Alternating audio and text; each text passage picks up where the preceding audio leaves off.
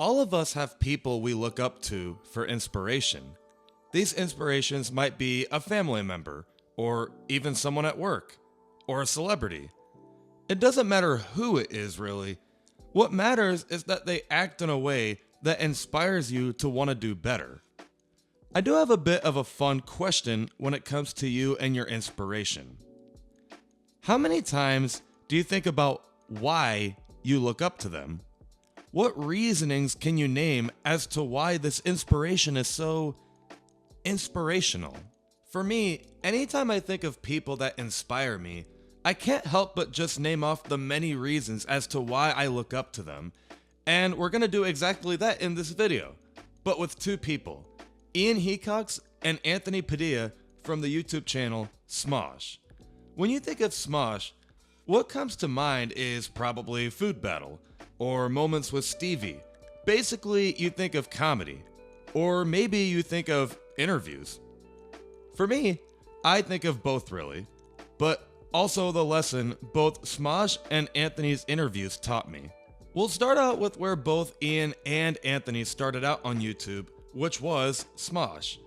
I wasn't there for like the OG Smosh videos back in 2005 through 2010, but I knew of them just from my friends and family. I didn't really get into Smosh until around 2011 when Food Battle 2011 came out. And really, just like every other Smosh fan, I got into it because it was funny. It was always fun for my brother and I to anticipate when their next comedy would be, and it never really failed to make us laugh. They were always up there for the top YouTube channels for a reason. They knew how to write, act, and direct a good comedy. And like many of the people that watched Smosh, I took some inspiration from them and put it into my own creative projects. Now, frankly, a lot of my old creative projects either never got publicized to the world or they probably got deleted out of embarrassment. But just trust me when I say, a lot of my doodled comics at home or super old YouTube videos, the comedy scenes is probably stuff you'd see out of Smosh. But it's not just in the comedy from Smosh that gave me ideas. Something that Smosh did that I think I never really realized how big this was to learn at a young age was the promised consistency of when a new video is uploaded. I believe back in the day they had a new video uploaded every Friday. It obviously kept millions of people anticipated. They knew to hop onto YouTube every Friday to check in and see the new comedy they made. They knew every year to anticipate an annual food battle. I at least can say from my perspective, it kept me anxiously waiting for when to get a good laugh on Friday. And after joining the Smosh hype after Food Battle 2011, I can't begin to tell you how excited my brother and I were to finally be a part of the crowd that awaits the new Food Battle 2012. Even at a young age, it made me want to do something special like that. I wanted to have an audience know when to expect me to create something new and to build up some hype while they wait. From some of my old projects to the present day, I still follow the Smosh formula I learned. Promise people when to expect content. It came from me doodling on my mom's kitchen whiteboard promoting my new doodle comic that comes out this weekend, and probably only 2 people in the family are going to read it, to after college, expect a new sports video from me every Tuesday and Friday, to now on this channel, expect a new video essay every month. The formula simply keeps you motivated and the audience anxiously awaiting, yet they're hyped up. Smosh was easily the most nostalgic YouTube channel for me back in the day.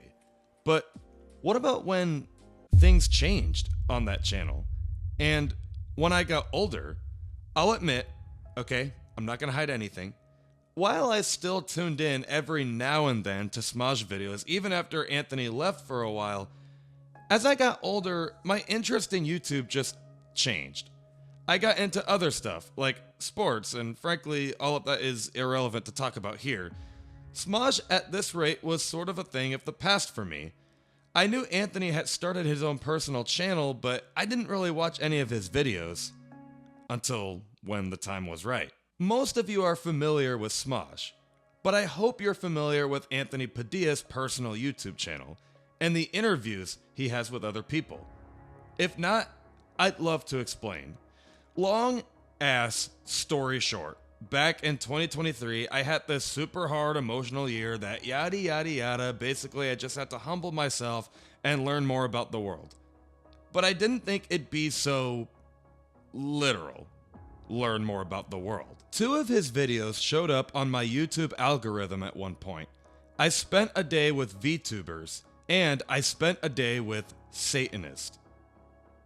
Bro, not gonna lie, I am kind of curious. What the hell is Anthony doing these days? From a comedian to spending days with a different side of the world that most of us probably aren't familiar with. But to my surprise, it wasn't weird at all, actually. Actually, I had grown more respect towards Anthony. He interviews people of all kind, but it's not to troll them and make fun of them. Even if he doesn't want to be who he's interviewing, he simply just wants to get to know what it's like to live in their world. Because, why not? It's fun and interesting. What is it like to be a person that walks only barefoot? To be conjoined twins? A VTuber and Satanist like I mentioned. And he even interviews people with unfortunate yet inspiring survival stories. Like, how did you survive after being kidnapped for too long?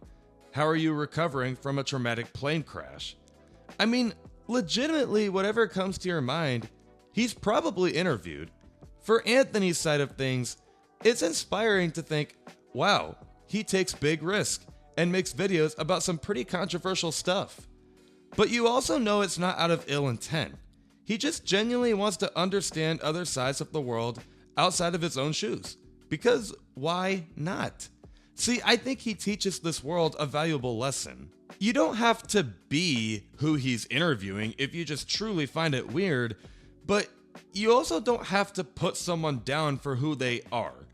You don't even have to think too hard about how someone lives. You can simply just be curious and wonder why someone is the way they are and respect it. Unless it's obviously morally wrong or something, there's nothing wrong with just wondering what else the world has to offer. And to not think too much of it if you disagree. Which sort of transitions to the last point I want to make here about Anthony. I personally just love that approach he has, because the world is way too self-absorbent and busy making fun of others because they disagree with their way of living. Crude and dark humor is fine, but you can also tell when someone makes jokes just to empower themselves. Anthony's approach, I would say, is the inspiration it took for me to make the video essays I do.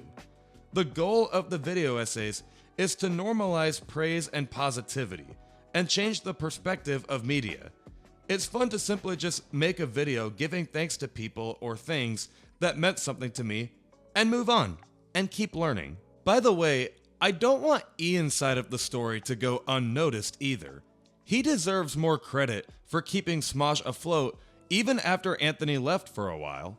While I don't know any of them personally, but for Ian's case, I can only imagine it must have been mentally hard to try and work in a business that was started because you and your best friend were just goofing around and uploading it for the world to see. I can't imagine how hard that transition was to stay in a business that sort of lost its reason for being there in a way. How hard was it to hire all these people and to work with all these people without your best friend? Think of sketch comedy without your best friend. I'll come out here and admit this much. It's really hard for me to do something that my brother isn't doing. He's my best friend. But I also admit that a good chunk of the things I do is something he does too. We already are trying to put together our own YouTube channel full of creative comics and animations. We have our weekly business meetings. But my motivation to keep that channel alive is definitely not from my own doing. It's because I have someone to work with. Man, what I'm trying to get at is, Ian's a great example of how to keep life afloat, even when the heart and soul of it has taken a big hit. And both Ian and Anthony teach that if you let things go, they might just come back. So the 2 things I'm overall trying to get at here is, first off, thank you, both Ian and Anthony of Smosh, for giving me plenty of laughs and even lessons to learn throughout both my childhood and this present day, and for putting together the most interesting interviews I've ever seen. And second off, it's okay to learn more about the world and also find humor in it. Life probably shouldn't be taken so seriously, hence why humor should always remain a thing in humanity. But the world also needs to evolve, hence why learning is a thing in humanity.